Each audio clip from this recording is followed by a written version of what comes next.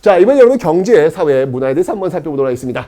자, 이것도 제가 앞에 설명드렸던 그런 부분인데요. 자, 먼저 여러분들 조선은요, 아까 내가 이성계가 나라를 세울 때 위화도 해군 먼저 그 다음에 뭐라 했지? 경제 권력을 딱 장악했던 게 바로 그게 과전법이라고 설명했는데, 과전법을 기억하셔야죠. 과전법. 자, 다시 한번 얘기합니다, 여러분들. 토지 제도의 특징에서는 관리들이 국가를 위해서 일한 대가로 무엇을 줄 것이냐? 그 토지 나오는 세금을 거둘 수 있는 권리를 준다. 이게 바로 수조권이다. 바로 통일신라, 신라에는 바로 관료준이라든지 노급이라는 게 있고, 고려시대는 전시과가 있고 조선시대는 과전법이 있다라고 설명드렸습니다. 다 똑같아, 느낌이. 그죠? 자, 이 과전법은요, 어떻게 움직이느냐? 바로 전직과 현직에게 줬단 말이에요. 그런데 전직과 현직, 원래 이 과전법은 이런 국가를 위해서 일을 한 거기 때문에 국가를 못해. 그럼 어떻게 돼? 세습이 안 되니까 다시 돌려줘야 될 거 아니야. 돌려줘야 되는데 편법을 통해서 이 수신전, 휴량전 통해가지고 돌려주지 않고 계속 그의 아내, 그의 자식들이 이어받도록 하는 제도야. 자, 그런데 이게 이제 사실 이 경기도 지역에 한해서 지금 이행되고 있는 거거든. 그러면 이 사람들이 토지를 내놓지 않아. 계속 가고 있단 말이야. 그럼 경기도에서 새로 발탁된 그 관련된 토지가 부족하겠죠. 당연하겠죠. 그러니까 이거를 직전법, 세조 때 와서 너 전직은 이제 받지 마. 수신전이라는 이거 하지 마. 다 없앤 거예요. 그래서 현직에게만 지급하고 있는. 왜? 토지가 부족하니까. 너무 상식적으로. 그죠? 이 세조 때 직전법을 실시하다. 자, 여기서 여러분 우린 세조를 다시 한번 더 봐야 되겠죠. 세조하면 왕권강에서 어떤 제도했다? 육조 직계제. 그리고 경국대전 시행. 그리고 집현전 폐지. 있죠? 하나 더 추가시키는 거야. 바로 직전법. 오케이. 정치, 경제, 사회, 문화에서 여러분들 왕들이 어떤 것들을 했는지를 하나씩 추가시켜가지고 그 왕의 패키지로 묶어놓을 필요가 있다는 얘기죠. 그렇게 해서 시험 문제 나오기 때문에 그렇습니다. 맞죠? 세조의 직전법, 이것도 꼭 기억해서 다시 한번 세조하면요, 왕권 강화를 위해서 육조 직계제했습니다. 그리고 집현전 없앴습니다. 그리고 경국지전 실시 시작했습니다. 그리고 이 직전법을 시행했다. 왕권 강한 모습이잖아. 이거 왕권 안 가면 되겠어? 이런 모습들을 지금 세조 때 보여주고 있다라는 거 기억하시면 되겠습니다. 그런데 이 과전법은 관리들한테 어떻게 일한 대가로 무엇을 줄 거에 대한 기준도 정해져 있지만 백성들한테 얼마만큼의 세금을 거둘 것인가에 대한 기준도 정해져 있어요. 자, 이 맨 처음에 1결당 30도 걷는 어떤 그런 제도였거든요. 1결당 30도. 자, 그런데 여기는 전세였는데 세종 때가 되면 여러분들 전문 6등분, 연문군 다시 한번 제가 말씀드린 이걸 바로 공법이라고 하는데 토지를 6등급, 그다음에 연문 9등급 뭐냐면 풍용. 그 해의 풍요에 따라 가지고 나누는 거야. 왜냐면 그 해가 뭐 전염병이나 이런 것 때문에 굉장히 경제가 안 좋을 때도 있잖아. 그럴 땐 세금 조금 걷어낼 거 아니에요. 그죠? 근데 굉장히 날씨도 좋고 너무 좋았어. 풍작이야. 세금 많이 걷을 수 있잖아요. 그런 것들을 지금 나눠가지고 전문 6등분, 연등 9등법으로 지금 나누고 있는 제도가 바로 이 공법이라고 이야기를 하는 겁니다. 아시죠, 여러분들? 자, 그래서 과전법에서 이렇게 공법으로 바뀌고 있는 모습들을 일단 기억하세요. 나중에 여러분이 이 공법이 이제 영정법으로 바뀔 거야. 이건 나중에 조선 후기 오면은 꼭 배울 거예요, 여러분들. 이거는 나중에 이제 설명할게요. 어쨌건 백성들 세금을 얼마만큼 거둘 것이냐, 바로 과전법, 공법, 영정법으로 흘러간다는 사실을 일단 기억해서 영정법은 나중에 설명할게요. 1결당 30도에서 1결당 최고 한 20도 정도예요. 그러니까 어떻게 보면 세금을 좀 깎아준 거지. 그리고 좀 더 세분화시켜가지고 6, 9, 54, 54개의 경우의 수가 나오는 거 아니야. 54개의 경우의 수를 통해가지고 조금 더 세밀하게 세금을 거둘 수 있는 모습. 역시 세종은 꼼꼼하구나 라는 것을 알 수 있습니다. 됐죠? 자, 세조 때 이런 모습들. 이게 바로 전세야. 여러분 이 당시 백성들이 국가에 내는 세금은 크게 세 가지야. 토지, 농사를 짓는 사람들이니까 토지다운 생산물의 일부를 내는 것. 이걸 바로 전세라 그래. 전세의 규정은 바로 이 과전법에 정해져 있다는 얘기예요. 나중에 공법이 규정되겠지. 그거 말고 이제 그 지역의 특산물을 내는 게 있어. 그걸 뭐라 하면 공납이라 그래. 그 지역의 특산물을 공납이라 그래. 자, 그런데 이 특산물을 내는 게 너무 어려워. 왜냐면 예를 들어봐. 제주 같은 경우 귤이야. 귤이 항상 달려있나? 비, 바람 맞으면 떨어질 거 아니야.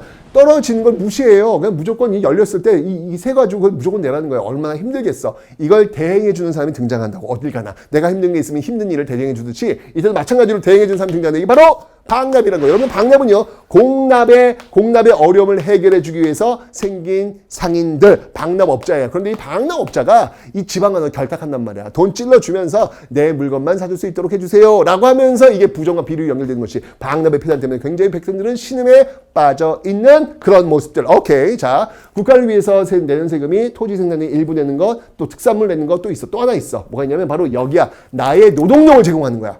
군대를 가서 나라 지키는 일도 하고요. 그 다음에 성 쌓기, 돌 쌓기 같은 요역도 하고요. 이런 모습들이 지금 보이고 있더라라는 얘기죠. 그런데 이것도 역시 마찬가지의 역도 이 지방관들이 더 많이 빼먹으려고 너 군대 안 가고 싶어? 그럼 포를 좀 더 내. 옷감을 좀 더 내. 이런 식으로 또 부정과 비리가 만들어지고 있더라. 16세기는 바로 이렇게 방납의 폐단, 뭐 대립이라든 방문스포가 되면 군대를 빼주는 거예요. 포를 내면은 이런 어떤 폐단들이 점점점 많아지고 있는 모습들. 대립은 뭐냐면 너무 가기 힘드니까 다른 사람을 대신 세운다. 대립 이런 폐단들이 많이 발생하고 있더라라고 하는 것을 여러분 기억해 놓으시면 되겠습니다. 됐죠? 이게 바로 15세기 16세기 모습이었어. 그러니까 이렇게 16세기 박람회 폐단의 대리 방어수비 이런 모습들이 보여지니까 어떤 일이 벌어지겠어? 도적들이 나오는 거야. 그 도적이 누구라고 했어요? 임꺽정. 아까 제가 어느 왕 때라고 했어요? 명종 때잖아요. 명종 때. 바로 이 16세기. 바로 이런 그 세금 측의 어떤 그 문제점들 속에서 바로 이런 임꺽정 같은 도적들도 나타나고 있다. 물론 정치적에서는 여러분들 그 사화가 있었잖아요. 그 사화 속에서 여러분 유님, 윤원영, 대의원 소리에서 싸우는 모습들 이런 것도 있었지만 경제적으로는 바로 이런 그 박람회 폐단인지 대립의 폐단 이런 폐단들이 같이 연결되면서 16세기 문제점이 많이 발생하고 있었다라는 것을 기억해 두시면 되겠습니다. 됐죠? 자, 그다음에 사회 파트에서는 신문제도야. 양반 중인 상민 천민이야. 자, 이렇게 이제 4개의 어떤 신문으로 나눠져 있는데 뭐 중인 중에서는 여러분들 첩의 자식인 이 서울도 들어가고 있고요. 그다음에 이 상민 중에서는요. 실, 양, 역천이라고 해서 신문은 양인데 하는 일은 되게 천해. 너무 힘들어. 예를 들면은 노 젓는 거 너무 힘들거든요. 이거 분명히 신문은 양인이지만 하는 일은 천민에 가까운 그런 모습들을 보이고 있는 것이죠. 그다음에 봉수, 이게 봉화, 올린드 사람들 이거 매번 이걸 봐야 되거든요. 이거 놓치면 큰일 나거든. 이런 모습들이 바로 신량 역천에 해당하는 어떤 그런 사람들이다라는 거. 그다음에 천민 중에 백정이 있어. 자, 요거 이제 기억해야 돼. 고려시대 백정은 일반 농민을 얘기하는 거예요. 헷갈리면 안 돼. 고려시대 농민은 일반 백성이야. 소작구 대지하는 사람은 아니야. 하지만 조선의 백정은 우리가 알고 있는 것처럼 소작구 대지하는 그런 천민이에요. 오케이? 자, 고려의 백정은 신분은 양민. 조선의 백정은 신분은 천민이에요. 요 차이 꼭 헷갈리시면 안 되겠습니다. 됐죠? 그 다음에 이제 천민 중에서 여러분들 백정뿐만 아니라 노비가 제일 많아. 노비는 매매, 상속, 증여가 가능한 재산이야. 말하는 도구라고 보시면 돼요. 오케이? 요 모습들은 고려 시대도 거의 비슷하게 뭐 문벌귀족, 그 다음에 중인층, 중류층, 그 다음에 양민, 그 다음에 천민 요렇게 비슷하게 가고 있다라는 거. 여기서 차이점 중에 하나가 뭐냐면 바로 백정의 신분이 고려 시대는 일반 양민 그리고 조선 시대는 천민이라는 사실을 기억하시면 되겠습니다. 고려나 조선이나 천민에서는 노비가 제일 많습니다. 매매와 상속 증여가 가능하다라는 것을 봐두시면 되겠습니다. 자, 이런 어떤 신문제도는 여러분 언제 없어지냐면 1894년 갑오개혁 때 신문제가 법적으로 폐지가 될 겁니다. 기억하시면 되고요. 자, 15세기, 16세기 분명히 1592년 기점으로 해서 그 앞을 조선 전기라고 제가 얘기했죠. 그 조선 전기는 15세기, 16세기 나눌 수 있다고 설명드렸습니다. 15세기 이끌던 사람은 훈구파, 16세기 이끌던 사람들은 우리 살인파라고 했는데 각각의 어떤 문화의 특징을 한번 좀 보도록 하겠습니다. 먼저 15세기입니다. 15세기에 우리는 세종을 빼놓을 수 없다고. 분명히 우리는 앞에서 배웠단 말이야. 세종 때 의정부, 서사제, 그리고 우리의 어떤 육지의 모습들, 사군, 육진, 스시마, 정발, 이런 모습 봤잖아요. 그죠? 그리고 훈민정음 창제. 이런 것들이 문화에서 어떤 게 있느냐. 또 이제 경제로 본다면 세종 같은 경우는 여러분들 공법을 챙겼죠. 전문 육등본, 연문 구등법. 다 세종이야. 여러분 시험에 진짜 나오니까 꼭 기억하셔야 됩니다. 이 세종이 문화적으로 뭐 있어? 훈민정음이 너무 중요하잖아. 훈민정음. 그죠? 그 다음에 칠정산 뭐냐면 한양을 중심으로 한 우리의 달력이라고 보시면 돼요. 이전까지 우리의 어떤 시간 주권이 없었거든. 그 시간의 주권을 바로 이 세종 때 바로 이 칠정산을 통해서 찾아오고 있다라는 것이죠. 바로 칠정산 입구에 향약 집성과가 뭐냐면 향초, 우리나라 동네에 있는 이 약재를 가지고 만들었던 모아놓았던 처방전, 배 아파. 그럼 우리 뒤쪽에 뒷마을에 가면은 어떤 약초 먹으면 난데 이런 것들 모아놓은 처방전. 그다음에 농사직설은 뭐냐면 농사 지을 때 여러분들 우리 농민들의 경험들이 쌓여있으면 좋잖아요. 근데 그 이전까지는 우리 농민들의 경험이 아니라 중국 농민들의 경험이 뭐였냐면 책을 공부했단 말이에요. 그런 거 말고 우리 농민들의 경험을 한번 집대 생각해보자. 맞는 게 농사직설이에요. 자, 보세요. 훈민정음. 나란 말씀이 중국이 달아. 중국과 다르니까 우리 거 만들자는 거 아니야? 칠정산. 왜 우리가 중국의 시간을 쓰자? 우리의 시간 쓰자. 향약 쓰자. 우리의 약초를 갖고 만들자. 농사지. 우리 농민의 경험을 갖고 만들자. 모두 다 이게 전부 다 뭐예요? 우리를 중심으로 놓고 만들었던 문화유산이라는 거. 바로 이 세종의 가장 큰 업적은 바로 우리를 중심에 놓고 만들었던 자주적, 민족적 문화의 모습들을 보여주고 있다라는 게 가장 큰 특징이다. 라는 것을 여러분 꼭 기억을 해 놓으셔야 됩니다. 됐죠? 근데 뿐만 아니라 세종 때 여러분 알잖아요. 여러분 장영실. 이런 어떤 기술자로 굉장히 우대해가지고요. 굉장히 많은 그 업적들이 나오고 있습니다. 치국의 이거는 빗물을 주는. 정말 당시 그 세계에서 정말 처음으로 그 데이터 베이스를 작성했던 그런 치국이 있고요. 앙부일구. 이건 이제 소뚜껑을 뒤집어 놨다라는 어떤 그런 뜻이에요, 여러분들. 바로 해시계가 있고요. 자경루는 물시계. 해시계를 통해가지고, 누구나 시계를 볼 수 있지만 밤이 되면 또 비가 오면 못 볼 거 아니에요. 이걸 해결한 게 바로 자경루가 되겠습니다. 혼일강내 역대 국도 지도가 있으니 혼일강리 역대 국도 지도는 뭐냐면 이건 말하면 세계 지도야. 근데 여러분 세계 지도 보면 알겠지만 지금 사진 한번 볼게요. 뭐야? 중국이 너무 커. 우리도 너무 커. 뭐 아프리카는 어디니? 유럽 어디니? 보이지도 않아. 왜곡돼 있죠. 중국 중심의 세계관은 지금 담보하고 있는 조선 전기 어떤 성리학적 세계관이 담보하고 있는 어떤 그런 지도가 되겠습니다. 요 혼일강리 역대 국도 지도는 어느 왕 때냐? 이건 태종이에요. 꼭 기억하세요, 여러분들. 각각의 왕들 앞에서 설명드렸죠. 태종하면 여러분 뭐가 있어? 태종하면 여러분들 육조 직계제 있었잖아요. 그 다음에 호패법 실시하고 그 다음에 사병협파. 그것뿐만 아니라 문화 파트에서 이렇게 바로 혼일강리 역대 국도 지도 이때 만들었다는 것도 기억을 해 놓으시고요. 하나가 더 본다면 천문 쪽에서 여러분들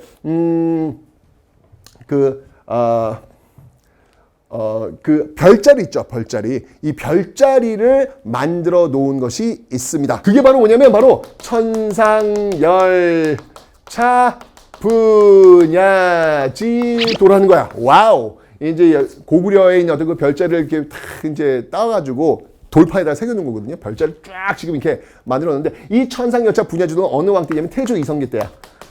태조 이성계 때 천상열차 분야지도 아마 그렇겠지. 새로운 나라를 세웠으니까 뭔가 어떻게 별자리를 내가 장악하고 있다는 걸 보여주고 싶었겠지. 그래서 태조 이성계 때 천상열차 분야지도가 있고 혼혈간의 역대국조지도는 바로 태종 때라는 거. 요것도 시험에 굉장히 잘 나온다. 잘 나오니까 그 각각의 왕들의 정치, 경제, 경치 다 빼고 정치, 그 다음에 문화, 요 파트와 관련된 것들은 반드시 여러분들이 기억을 해 놓으셔야 됩니다. 다시 한번 태조 천상열차 분야지도, 태종 혼혈간의 역대국조지도. 오케이? 그리고 세종 때 칠정산. 오케이? 자, 요렇게 정말 15세기는 굉장히 어떤 민족주의 자주적인 그런 문화유산이 많이 쏟아졌던 그런 시대였다는 것을 기억하시면 되고요. 그 다음에 이제 15세기의 그림으로 너무 중요하죠. 강이 안에 고상한 수도, 나도 이렇게 살고 싶어. 물 바라보면서 살고 싶어. 이렇게 소리 내면서 이게 힘든 게 정말 얼마나 멋져. 그 다음에 몽유도원도 신선들이 사는 세상 나도 있는데 가고 싶단 말이야. 네, 안견의 몽유도원도 이런 그림들. 하여튼 요게 나오면 여러분 15세기의 그림이라는 것을 기억하실 때 16세기에 좀 구분이 될 겁니다. 자, 그리고 이 당시 유행했던 그런 자기로서는요, 분청사기가 있습니다.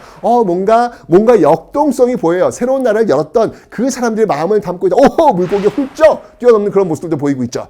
뭔가 훅 담가다 두루룩 돌리는 좀 그런 역동성들이 보이는 게 바로 이 분청사기의 특징. 15세기 조선건국의 첫 마음을 읽을 수 있는 그런 문화유산이다라는 것을 바로 여기서 보여주고 있습니다. 그럼 당신이 뭐 구분과 성을 지었겠죠. 새로운 나라 세웠으니까. 그리고 제가 설명드렸습니다. 앞에서 분명히 고려 말 원에 영향받는 탑이 있다 그랬죠. 그게 뭐야? 경천사지 십증석탑. 거기 영향받는 게 바로 원각사지 십증석탑이 있음을 기억해줘. 자, 이 사진 뭐 너무 똑같아. 경천사지 십증석탑하고 원각사지 쌍둥이야, 쌍둥이. 어쨌건 이 원각사지 십증석탑 여기서 여러분들 대한독립 만세!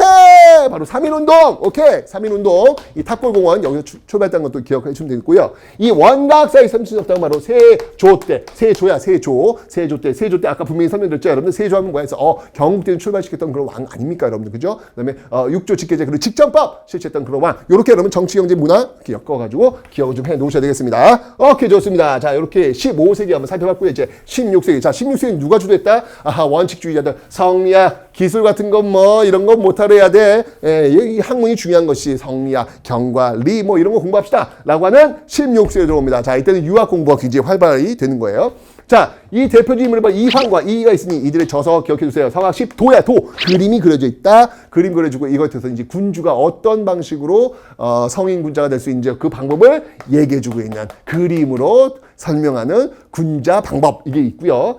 이 이황 같은 경우에는요, 일본 성리학이 굉장히 많은 영향을 미치고, 임진왜란 때 이황의 지절이 많이 끌려가거든요. 그래서 일본 성리학이 굉장히 많은 영향을 미치고 있다는 거 기억하시면 되고, 이율고가 아니에요, 이율고. 어머니 누구야? 신사임당이 되겠죠. 이의 성악 집약, 이도 마찬가지야. 군자가 성인 군자가 될 수 있는 집약, 아주 집약한 요약, 핵심 서머리!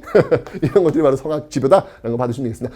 이 같은 경우는 여러분들 현실 개혁에 굉장히 관심이 많아요. 왜? 이황이 있을 때는요, 제가 분명히 말했어요. 15세기, 16세기 훈구와 살림의 어떤 격렬한 권력 투쟁, 사화가 있다 그랬잖아요. 그 과정 속에서 아직까지 살림은 권력을 장악하지 못했어. 이때 이황이 활동했어. 이게 야당이야. 야당이니까 굉장히 어떤 성리학의 어떤 원칙을 강조한단 말이죠. 그런데 이가 활동했을 때는 이때는 여당이 된 거야. 집권여당, 책임져야 될 거 아니야. 그러니까 현실 개혁에 굉장히 관심이 있는 모습들이 보이고 있다라는 거. 그리고 여러분 16세기는 이 원칙주의자들이란 말이에요. 원칙주의자. 학문을, 성리학을 굉장히 중요시했던 사람들. 그러니까 이 사람들의 성향 자체는 뭔가 좀 역동성이고 이런 것보다는 좀 차분하고 뭔가 어떤 그 절개를 이야기하는 그런 것들이 좋겠지. 그래서 사군자가 유행한 거. 매난국주, 뭔가 선비의 절개를 얘기해 주는 거잖아요. 그 16세기는 바로 이렇게 사군자가 유행하고 있더라. 분명히 여러분 15세기 고사관수도, 안견의 몽유도원도 이런 그림 기억하시고요. 16세기 바로 이렇게 사군자, 매난국주 유행했으면 기억하시면 되겠습니다. 그리고 신사임당, 이율곡의 어머니 아니야. 신사임당의 초충도, 이렇게 수박이라든지 뭐 이런 것들이 지금 그려있는 초충도가 또 유행했다는 것도 봐주시면 되겠습니다. 그렇죠?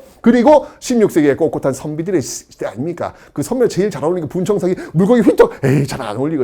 뭔가 깨끗한 뭐 이렇게 백자 이런 것들이 잘 어울리겠죠. 그 시대의 문화유산은 그 시대를 책임지고 있는 역사 주도 세력의 모습들을 반영하고 있다는 것을 보면서 15세기는 분청사기, 16세기는 백자가 있음을 기억하시면 되겠습니다. 그리고 바로 그 살인들이 교육시켰던 향초의 낙향에서 그 지대들을 교육시켰던 게 바로 서원이라는 곳입니다. 서원은 교육과 제사를 담당하는 곳이 되겠습니다. 최초의 서원이 바로 이 백운동 서원이고요. 이황의 건의에 의해서 사액서원, 바로 임금이 액자를 내린 것이죠. 소수서원으로 이름을 바꿔 바꾸어서 있더라. 이게 지금 경북 영주에 있는 서원이 되겠습니다. 여러분 이 서원 같은 경우는 여러분들 바로 유네스코 유네스코 세계유산으로 등재되기로 했으니까 이것도 하나 여러분들 기억을 좀 해놓으시면 되겠네요. 됐죠? 16세기의 어떤 정신 이런 것들을 지금 담아내고 있다. 15세기 16세기 다르죠? 15세기 뭔가 좀 자주적이고 뭔가 역동적이었던 그런 모습 보이고 기술을 굉장히 중시했던 그런 모습 보이는 반면 16세기는 상당히 경전을 연구하는 어떤 그런 모습들이 지금 보이고 있는 분명히 다른 시대의 모습을 가지고 있다. 왜? 그 시대를 이끌고 있는 역사 주도 세력이 있기 때문에 15세기 사람들은 이런 데로 왔다 하며 저런 데로 왔다 하리 이런 세력들이 연결된 것이고 16세기는 이 몸이 죽고 100번 고쳐 죽어 이런 세력들이 나온 것이고 그러니까 다른 모습들을 보일 수밖에 없는 모습들 이렇게 여러분들이 보시면 된다라는 것입니다. 됐죠? 오케이. 자 이렇게 해서 조선 전기의 모습을 한번 확인 한번 해봤습니다. 허허. 그러네. 정말 짧게 요약함에도 불구하고 뭔가 그 시대의 어떤 이미지를 그릴 수 있도록 제가 분명히 말씀드리겠습니다. 분명히 말씀드리죠. 이 강의는 뼈대야, 뼈대. 이 뼈대를 이렇게 딱 장착시켜 드릴 테니까 여러분들 이 뼈대를 중심으로 해서 교재를 통해서 별채우기 개초를 풀면서 살을 좀 많이 붙이세요. 선생님 이 뼈대 속에 없는 살들이 너무 많은데요. 어떡하겠어. 7일간의 기적을 만들어야지. 알았죠 여러분들? 자 조선 후기에서 다시 한번 보도록 하겠습니다.